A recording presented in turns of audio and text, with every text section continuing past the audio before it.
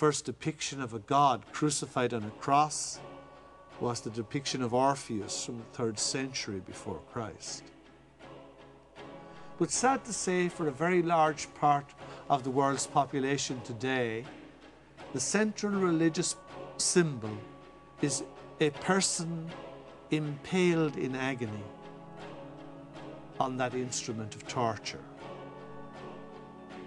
It's little wonder that such a system should foster the belief that suffering is inevitable or even desirable and good, and horror of horrors, that it could be in some warped way seen as pleasing to God, and thus allow us to become so indifferent to suffering among the masses of humanity.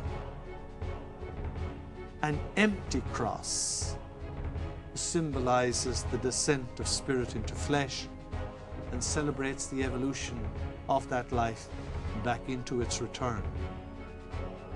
The crucifix, by contrast, only idealizes suffering and death, an attitude which ultimately has to be said is not of God.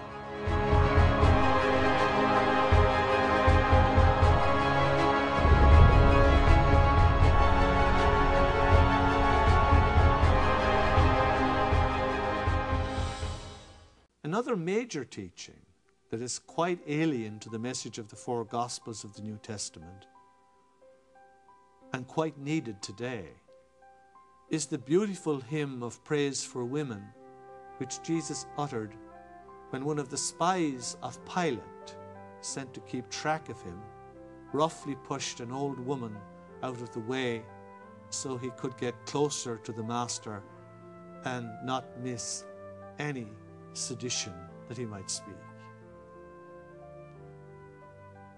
Jesus said, "Whoever respects not his mother, the most sacred being after his God, is unworthy of the name of son. Respect woman, for she is the mother of the universe, and all the truth of divine creation lies in her. She is the basis of all that is good and beautiful, as she is also the germ of life and death.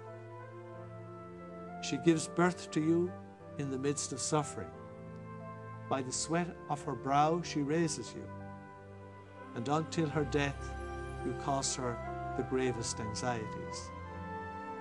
Bless her and worship her, for she is your one true friend, your one support on earth. And in the same way love your wives and respect them, for they will be mothers tomorrow, and each later on the ancestress of a race. Be lenient towards women, for woman's love ennobles man, softens his hardened heart, tames the brute in him, and makes of him a lamb. The wife and the mother are the unappreciable treasures given unto you by God. Protect your wife in order that she may protect you and all the family.